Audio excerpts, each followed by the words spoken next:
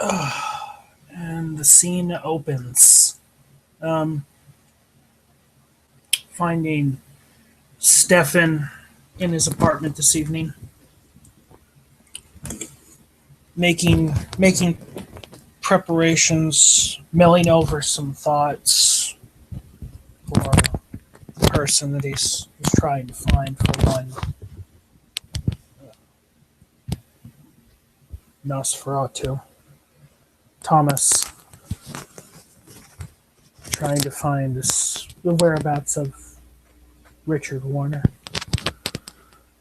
And the lead that he was recently given, the person to look for, doesn't have a location, but he knows the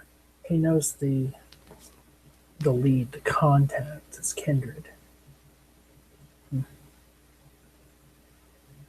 He sits and thinks for a little bit, or no, but he moves around his apartment, getting ready to leave. He feels a slight hunger. It's not the worst feeling he's ever had, but he has to take care of it. Still having the thought of the nearly killing at the Plimpton Diner that night. Not too long ago now. Well, fairly long ago now.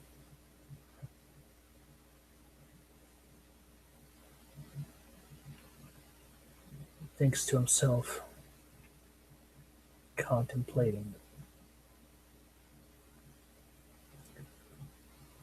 the blood that he's going to seek.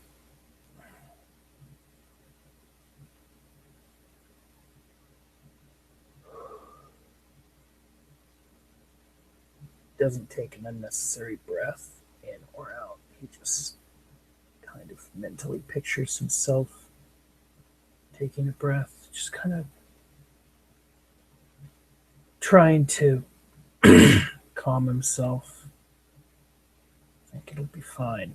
It'll be fine. It'll be fine.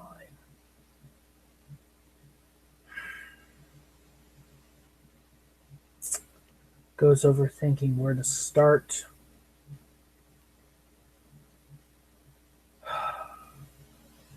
Kindred. A Toreador.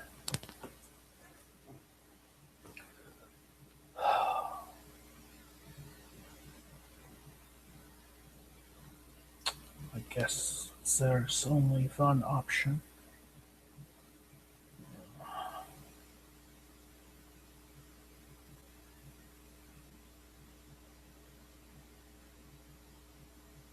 Looks like 'twas a scorpion again tonight.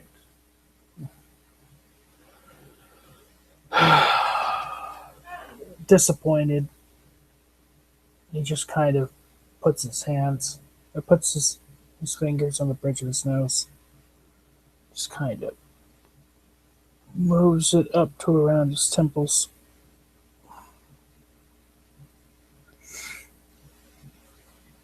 Thinking, exasperated. Why does it always come down to the scorpion?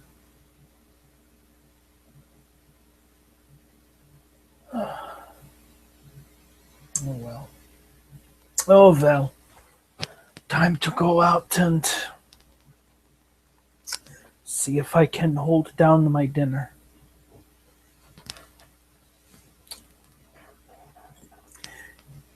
He grabs his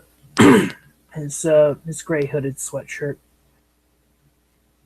um, to cover the top of a pair of coveralls that he's wearing.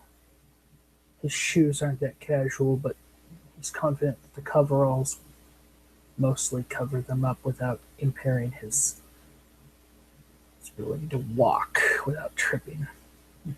He grabs his phone. It's the last thing he grabs that he needs for the night, and walks out his door, locking it behind him as always. Always has to lock it behind him. Too many things that are precious to him in there. Too many things of value. Yes. He locks the door behind him, puts his keys in his pocket, makes sure to takes his wallet out of his back pocket, puts his hand up underneath the hooded sweatshirt and firmly into the breast pocket of his shirt. Front pockets are fine. Front pockets are fine. He thinks to himself as he moves to head off to a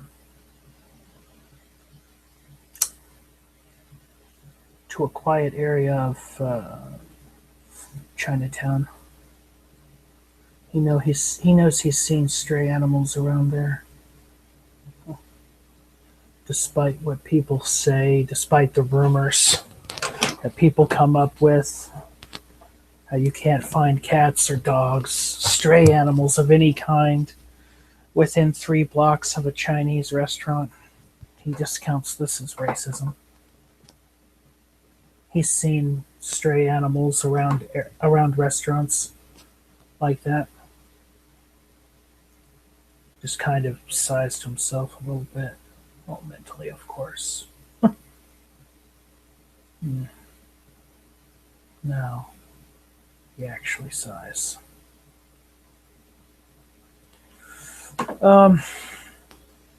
Not being too far from Chinatown, he basically walks across the street, enters the area.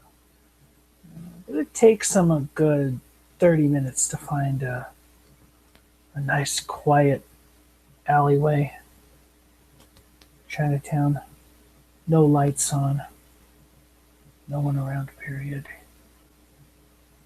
He concentrates, focusing his senses, opening them up to what's around him. Starts to listen to the sounds of a cat, a dog even. Yes.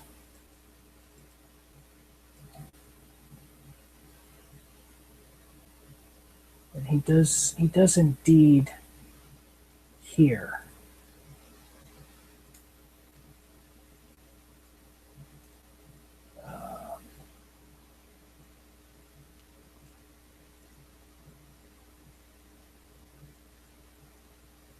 a dog.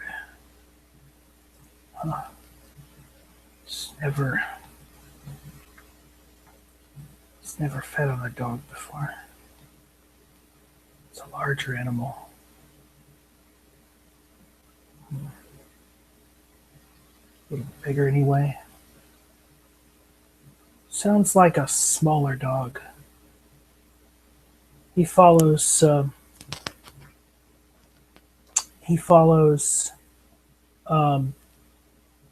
his ears and begins to attune his senses more to the survival that he's tried to teach himself.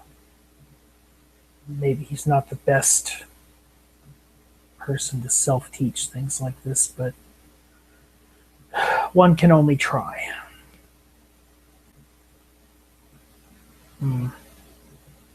Takes him a little bit, kind of gets a bit lost. He knows he's following the sound, but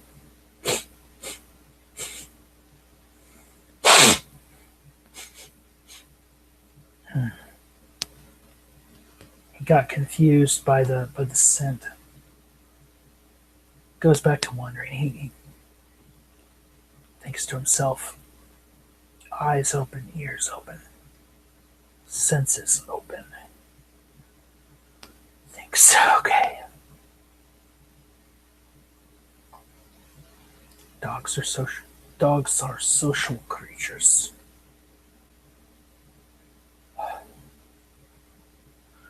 Finds him around the back of an apartment.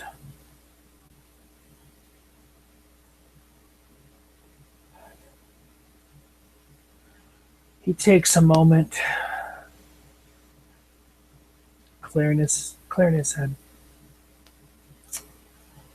preparing himself again. After, and goes back to it, spends a good 15, 20, maybe 25 minutes. He doesn't know, he loses track. Some time goes by. He still hears the smallish dog. It's not a small dog, it's not a large dog, it's more of a medium-sized dog. Should be good eating. At least it may have more sustenance than what his usual fare has been. He resumes his hunt. This time, maybe he's not the most certain, but this time he knows he's on the right trail. He listens again. He catches the scent.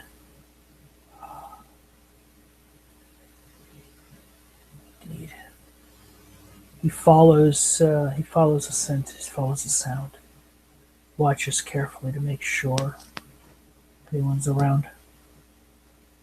Satisfied, he continues his way to. He continues in the direction of the animal's scent sound is. It's not really barking. Maybe an occasional bark or yelp or maybe a whine.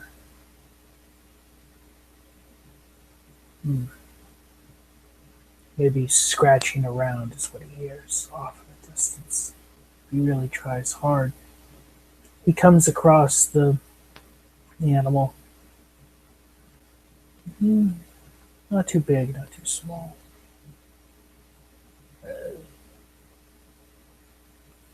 Smallish beagle. Maybe 2, 3 years old. Not too big, but again, it looks like it'll be a fairly decent meal. He goes up to the animal, tries to talk calmly to it. Notices it doesn't have a collar. It's not too far away. The animal's not too skittish.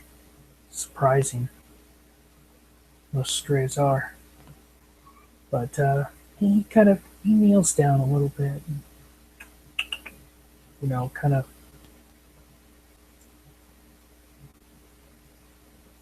tries to call it over calmly. Not being the best with animals. The animal starts to freak out a little bit.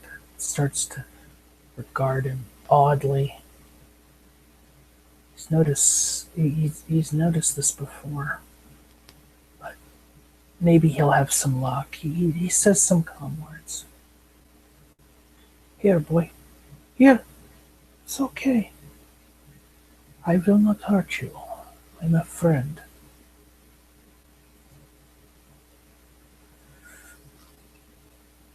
Though hesitantly, the dog comes over to him and he pets him, scratches him behind the ear, around the scruff of the neck. Just kind of continues to, maybe play with the dog a little bit. Doesn't know, it doesn't really look that old, but maybe it likes to play. So he finds a stick or something, just kind of tosses it a short ways. Dog brings it back. Amazing. Must have been trained before somebody got rid of it. No collar. No tags. Dog comes back over to him, hands him the stick. He scratches the dog. Kind of leans down a little bit. Tries to give it a nice little gingerly kiss on the top of the head. And at the moment that he leans down about the head, he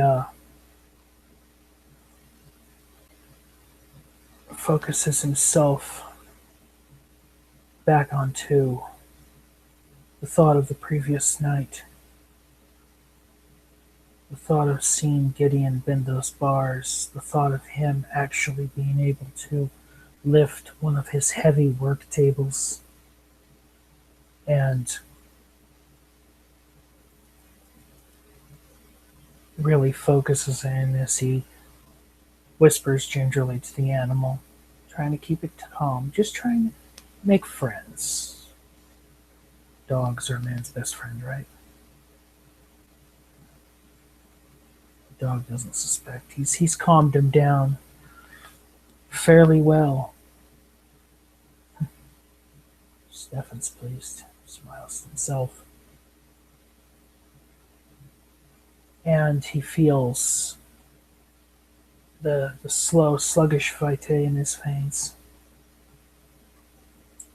He feels it rush with the thought of empowering his muscles, strengthening his capability to hold something. Knows that as soon as he does this, he has to grasp the animal and sink in very deeply, very quickly. No time. He's uncertain if the dog will live if he only drinks 2. He figures an animal, he's going to have to take the whole thing. So he's stoically thinking of the enjoyment after the meal, thinking of the life, the celebration of that life. Even an animal's life is something to celebrate. He mourns the loss, but if it's not him, the animal could get hit by a car. Braces himself, feels the rush go to his muscles, grabs the dog around the body tightly.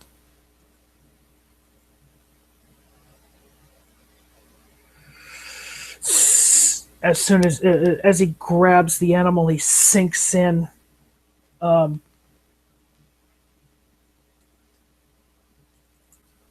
me see if he actually manages to connect.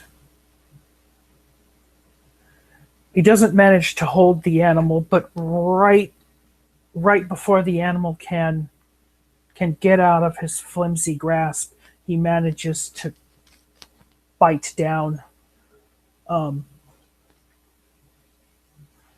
around the neck. It's about the side of the neck. He's standing on the. Stephen is kneeling down. The dog's left. He catches the dog on the right side of its neck, in a nice, relatively meaty area of the neck. Bites down, clamps hard, manages to get his arms back around the dog and back into his grasp of his fangs, and begins to drink. He feels the animal go a little limp. As usual, the euphoria takes over the animal, over the person. The euphoria of the kiss. And he knows he has to do this quick. There's already been too loud a commotion. The dog has let out a yelp, but he managed to quiet the animal down. He drags the animal to behind a nearby dumpster that's been pulled away from the wall, and drinks, gulping it down as quickly as he can, trying to will himself to keep the blood down. So it's not an easy task for him at all. I will make my self-control roll to try to keep it down.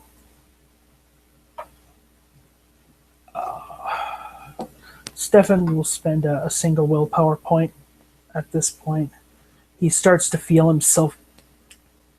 Then he realizes he can't afford it. He has to keep it down.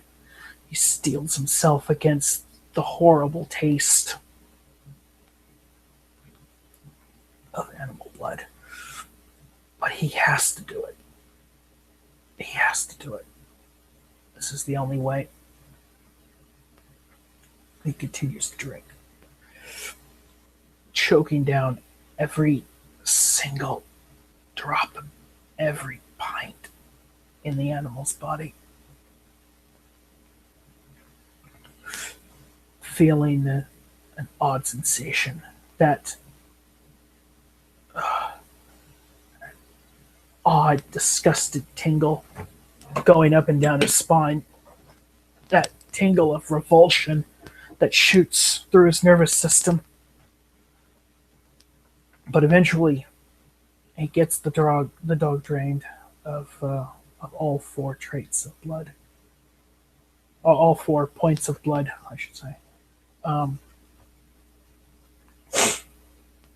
Seeing the animal's now lifeless body, he realizes what he has to do. He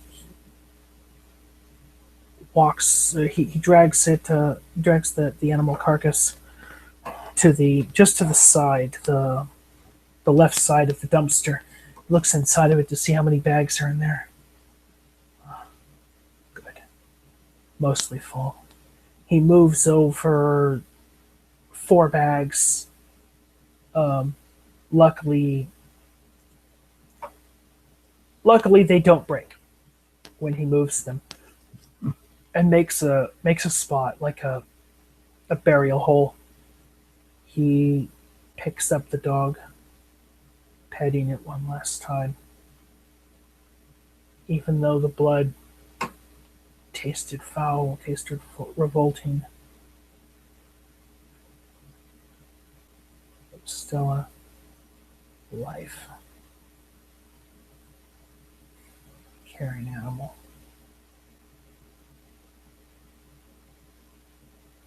He'll miss it. But if it wasn't him getting a meal,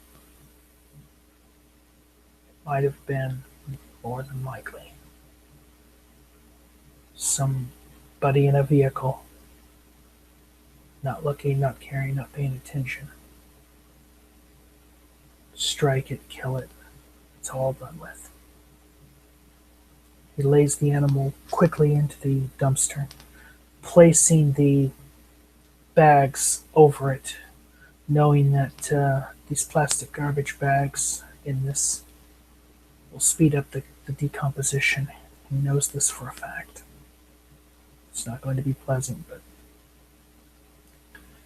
neither is garbage in mass quantities. He begins to head out of Chinatown back to downtown.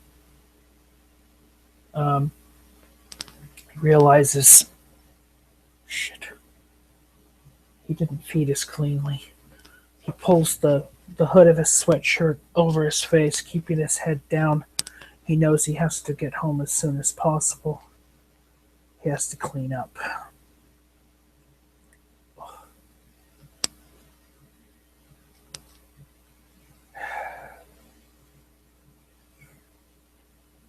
Maybe I will be able to. I should be able to get it in a washing machine come laundry day without anybody noticing. He rushes back home. Perhaps it takes him an hour and 20 minutes. It's still early in the evening, well before midnight. He eventually makes it home, gets back up to his studio, avoiding even the corner the of the window, the edge of the window of the diner he lives above, and heads on up, locks the door behind him once he's in, and begins stripping off clothes, prepping his little shower area in one of the corners opposite his bed, actually. And cleans up, and with that, the scene will come to a close.